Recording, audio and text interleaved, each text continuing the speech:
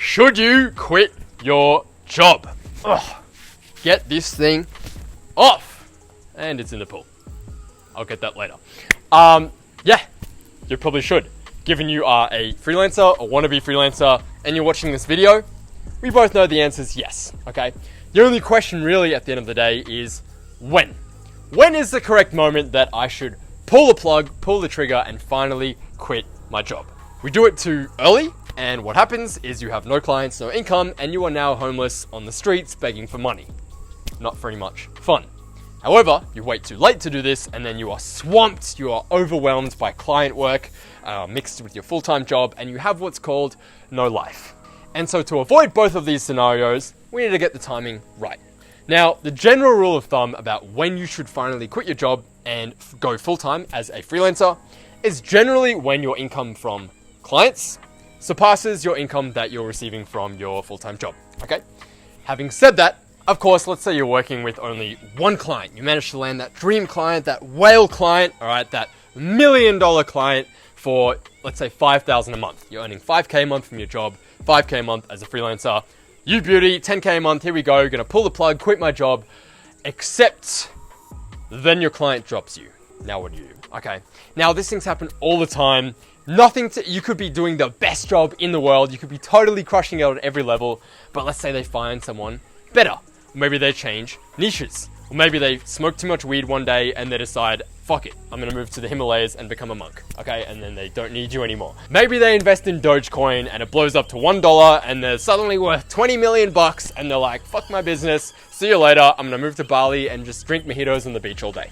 In which case, you're done, okay? So having said that, as well as your income surpassing the income from your job, it's also highly recommended that you follow what I call the rule of 3. Okay, this simply means that it is probably wise of you to wait until you have at least 3 clients or 3 sources of income, independent income, before you go ahead and quit your job.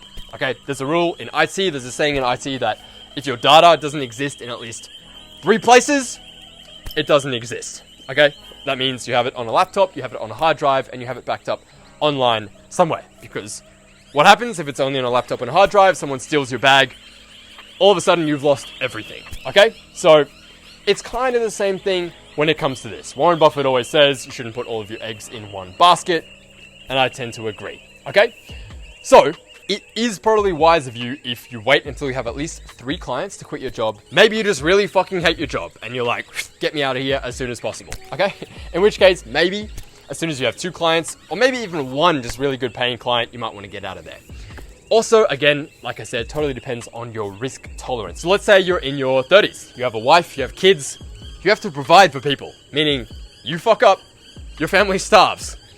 Your risk is probably a little bit higher and you're probably going to be keen to take a bit less risk and play it a bit more safe for the sake of your family, okay? However, maybe you're late teens, maybe you're early 20s, you're still living with your parents, in which case, holy hell, you have absolutely nothing to lose. And there's no reason at all you shouldn't just go balls to the wall and get as much done as quickly as you can.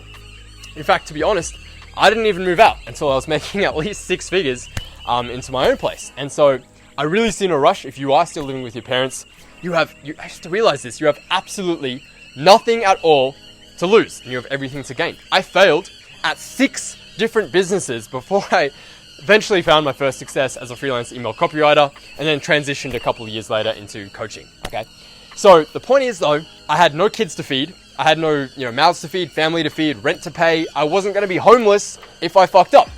And so it was totally fine. I could go out there, I could take the risks, I could hustle all day every day, and I could fail and it didn't matter because I had a safety net, all right? And so if you're young, dude, holy shit, get out there. Now is your time. There is no rush to move out and get your own place as soon as possible. All you're doing is you're adding rental income, water, electricity, internet, time spent, cooking and cleaning and doing all these things that maybe you're not doing right now.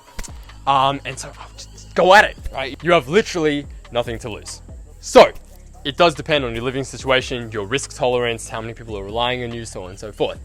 Having said that, maybe you're just a ballsy motherfucker, or maybe you just really hate your job and you're like, get me out of here as soon as humanly possible. I'm gonna die if I stay at this job for another day. My coworkers suck ass, my boss is an asshole, get me out of here, right? In which case, the other thing you could do is save up 3 months of living expenses and then quit. Pull the plug, even if you have no clients at all. Again, this is not financial advice. Please do not come back to me in 2 months and say, Sean, what the f***, man? You told me, like, to quit my job, and so, like, I did, but I had, like, no clients, and so, like, now I'm living on the streets. Dislike, unsub, report spam. Once again, I didn't tell you to do this. I'm just saying, a few of my students in the past have done this, and they've been very successful with it, which is that if you are in the position to take a bit more risk, or maybe you're just a bit more of a risky individual, what you can do, save up 3 months of living expenses, and then quit. What you have now is a 90-day deadline to be like, okay, I have 90 days to figure this client thing out, get my first few high-paying clients, get the money coming in, or I'm basically fucked. Now, full disclosure, I'm highly going to recommend that before doing this, you should probably join CMB. It's probably a good idea. Shameless plug. But yeah, I mean, without the right strategies, you're pretty much shooting yourself in the foot and setting yourself up for failure here. So, assuming you have the right strategies, the Copy Millions blueprint, then this can actually be a really, really strong idea. You would be absolutely amazed what you are capable of when put under a lot of pressure. Prime example, my student Ray Pang, one of my absolute top clients and students, joined us a couple of years ago. He just got made redundant from his 9 to 5, and he didn't have a choice, right? He had 3 months of living expenses left before he was out of money, living in a foreign country, no support from his parents, nothing. So he was like, this is kind of do or die. My back is against the wall. I have no choice but to succeed with this. So the dude literally invested the last savings he had to work with me to join CMB. Lo and behold, 30 days later, he was making $10,000 a month. Now, of course, that's not typical. Okay, Ray was one of our star students. He put in the work, he implemented, and he hit 10K a month as a result.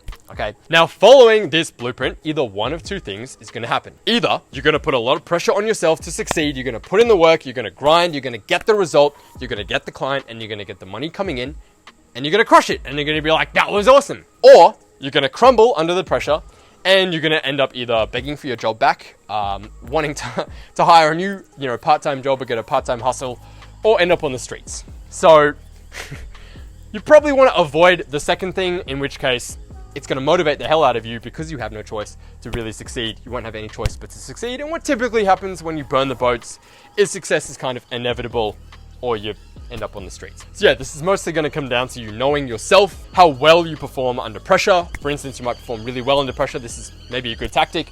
If you're the kind of person that completely crumbles under pressure, maybe play it safe and don't do this. Either way, in general, to summarize everything I just said, you should wait until at least your income from clients surpasses your income from your job, and you have at least 3 clients, 3 independent sources of income before making the call, pulling the trigger, and finally quitting your job and pursuing your calling and your destiny as a freelancer. So if you found this useful or even just somewhat entertaining at all, feel free to obliterate, destroy, and completely ruin the like button until it turns blue. Feel free to absolutely decimate the subscribe button until it turns gray, I suppose. And on that note, I'll see you in the next video. Have an amazing rest of your day. See you soon.